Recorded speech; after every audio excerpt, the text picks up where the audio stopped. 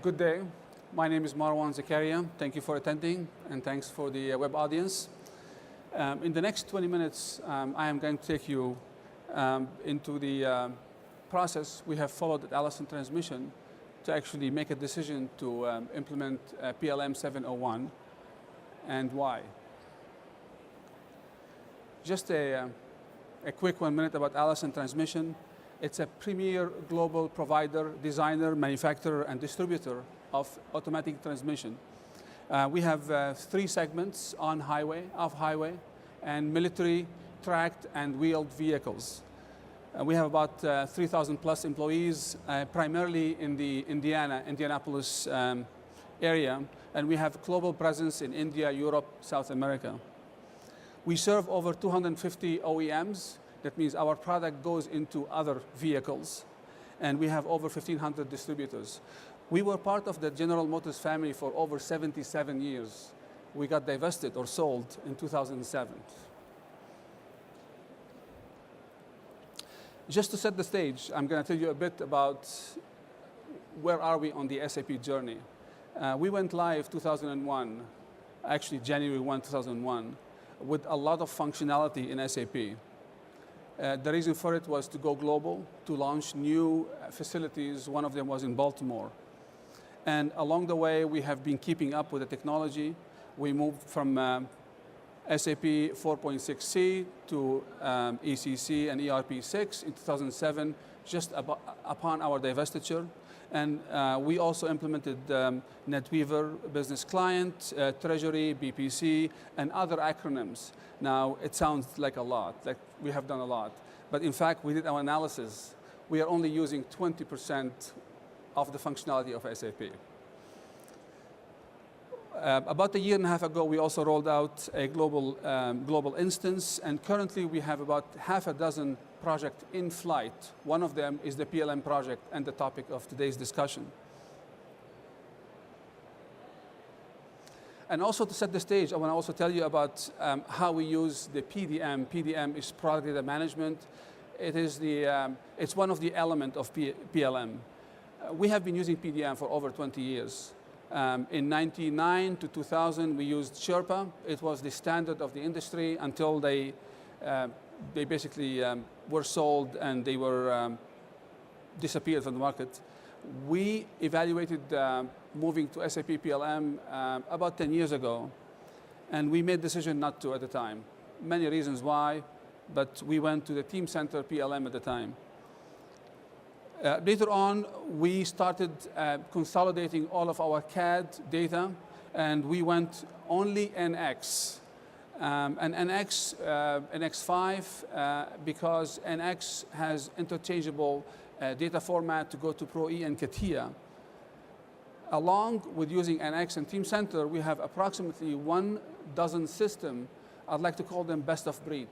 These systems govern the process of engineering an enterprise from end to end. I am sure every company you work for uses Excel, has some sort of email client, has custom applications, and you might also have document management systems in-house. We also have over 3.5 million documents on network shares for collaboration. Now, the case for change. A lot of pressures in the marketplace. We need to come up with new products. We have to make products faster. Executive leadership decided to embark on a change initiative to take the process of making new products and basically making it faster and redeploy some of the engineering and talents that are working on continuous basis for changes to existing products to make brand new products and expand the market and obviously the sales and so on. So the business set up 2 new directions. One is to be able to execute product development faster and to be able to do more with less resources. Hence, a program of change. We called it Falcon, and we used the reverse acronym. You could see it on the screen, just so people get used to the change.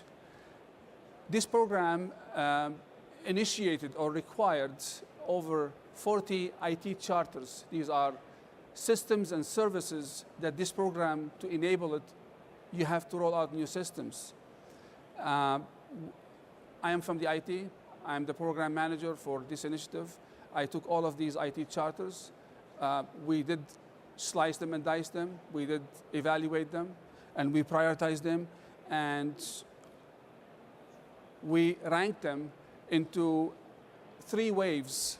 The first one is what we call it foundational. The second is strategic, and the third is continuous improvement. And we looked at of all of the systems and solutions in the marketplace, and we established that 60% plus of all of the needs of this program we call Falcon will be answered by a PLM solution. The remainder could be a document management system and collaboration system and so on. So a PLM was basically the answer for our change.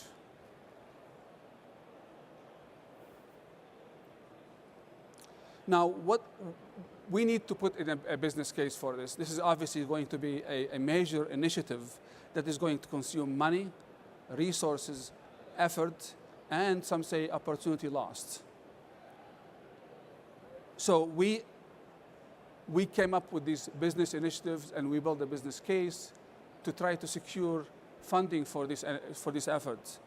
From the get-go, when the executive leadership said, go, put a program together and implement, these are the bullets that constitute the expectations or the goals this program will achieve.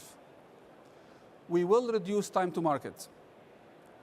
We will improve access to enterprise data. We will facilitate cross-functional collaboration. We will achieve process optimization. Now, these are nice words. How do you get there? Once the direction is given, fantastic words. So what's the process? I'm sure many of the audience have reached some sort of somewhere for what described so far, but what's next? Now, for the lack of time, I'm jumping ahead and I'm giving you the next step. Obviously, we went through a system integrator search. We targeted over 16 companies, global companies who do implementation of SAP PLM. We down selected until we got to the point of selected the partner. And then we established a process. This process will give us the roadmap of what to implement of the PLM functionality and when, based on business priority. So I'm giving you just some graphics to illustrate that the steps and the timeline. This is a very compressed 5-week that took us from, in the summertime, about 5 weeks to take us from beginning until end to establish a roadmap. And not just a one option, we developed multiple options and multiple scenarios. So what are the steps that took us from beginning until a roadmap establishment? Is a team was assembled. We conducted over 34 workshops, involved 60 plus business resources. And these business resources are extremely busy. They actually have a daytime job. And we covered all functions of the business at Allison Transmission. And the team collectively identified over 71, let's call them bottlenecks or opportunities for improvements that the business process is encountering from going faster. All of these opportunities were scored in terms of complexity, in terms of ease of solution, in terms of importance, and when do you need to solve it. And we just drew the waterline. 40 items, we said that's our scope. We are going to tackle the top 40 items from our list of opportunities. So, and we grouped them and we came up with this roadmap. We called it the business capabilities roadmap. And I'm going to show it to you next.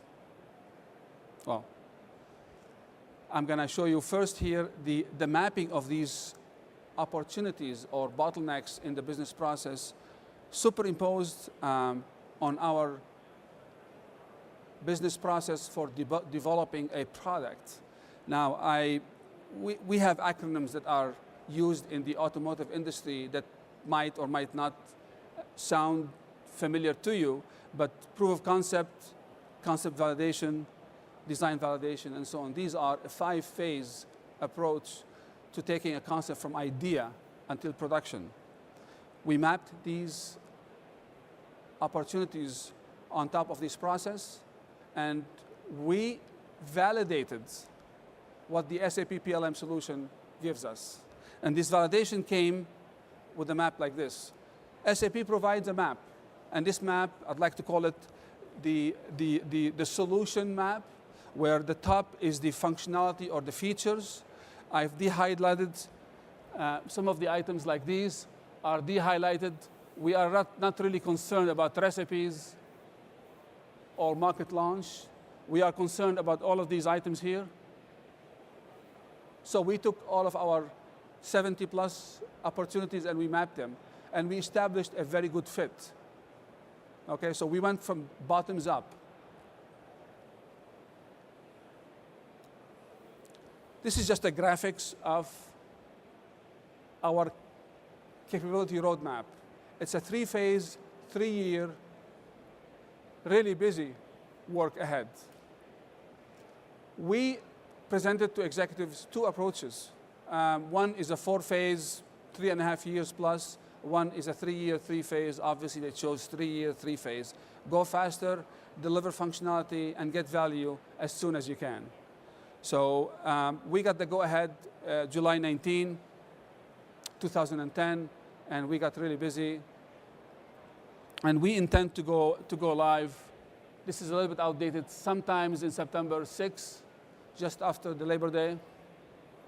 And with this, we are going to realize many, many scope items. We are moving our data entirely from Teamcenter, Siemens PLM, PDM solution. We are taking our entire enterprise change management and programming it in SAP PLM and PPM5. And along the same time, we are deploying at least 5 other projects that are in flight right now.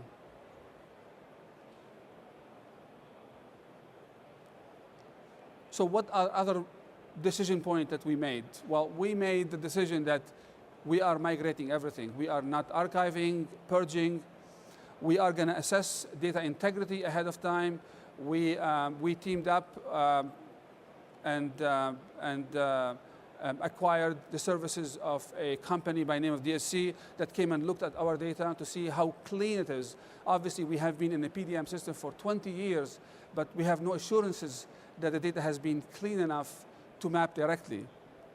We map objects, solutions from Teamcenter to SAP PLM, different languages. We brought in the expert from both, and we did the 100% mapping.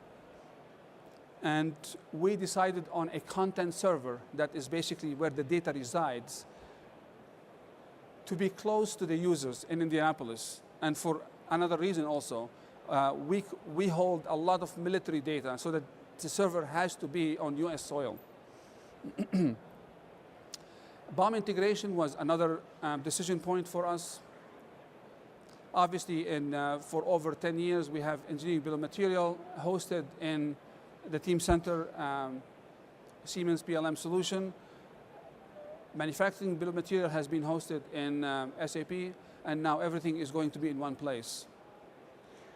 We wanted to ensure that there is a data integrity, and we want to ensure flawless executions. That means promotion from engineering BOM to manufacturing BOM has to be done in an automated way to really make it go faster when we release a product.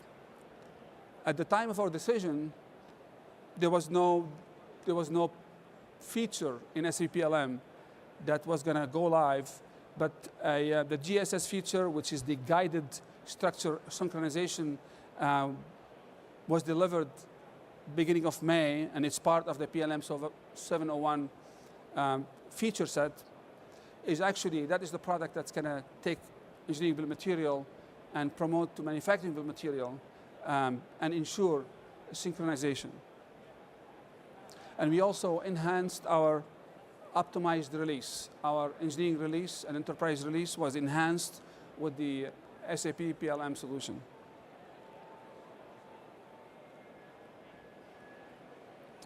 Now, a lot of talk, many years until we got to this point. I want to just jump to the lessons learned here. A key lessons learned for us, and I want to stress this, it's a journey. It is not a single project, and it is not done by IT alone or by business alone. Has to be a perfect harmonized relationship between the IT department and the business folks to really get these projects kicked and underway. Another one we learned is PLM is not a system, it is not a solution, it's a process. That means if you don't have the process of PLM defined in your organization, you shouldn't go get a system to define the process. So we have been doing PLM for a long time, and we have been doing successfully, but we have been doing it in disjointed systems that span a dozen to a dozen and a half systems and have redundant data and sometimes multiple sources of information. So you have to have the system, you have to have the process, and then you get the solution of the system to deploy. For us, was what I call a perfect storm to get the project underway, because there's no perfect time to implement a change. At Allison Transmission, we are developing more new products today than the last 40 years combined. This is, and to go and change the process and change the system, it's like changing the flat tire if you're going 100 miles an hour. It doesn't make much sense, but there's no perfect time for making a change or deploying a new system. Another very important lessons learned for us is try to configure more and customize less, for obvious reasons. But then business process owners will say, I want this, my process will not work without this, customize this. Customization in SAP is very costly. And we have to use a combination of arguments and convincing to do less of the customization. Organizational change management, OCM, is not to be underestimated at all. You have to take it with all seriousness, and you have to plan it from the beginning because of the change. I'm going to give you a couple of slides at the end just to illustrate our product and the complexity. I don't think there are many mechanics in the room, but the Allison product is a highly sophisticated transmission that has upward of 600 parts. The software that runs the product is over 1 million lines of code, has over 160,000 parameters to tweak it. So we have been in business for about 100 years, and that is the absolutely most recent product that's going to be in the market soon. And here's another view of it. Thank you.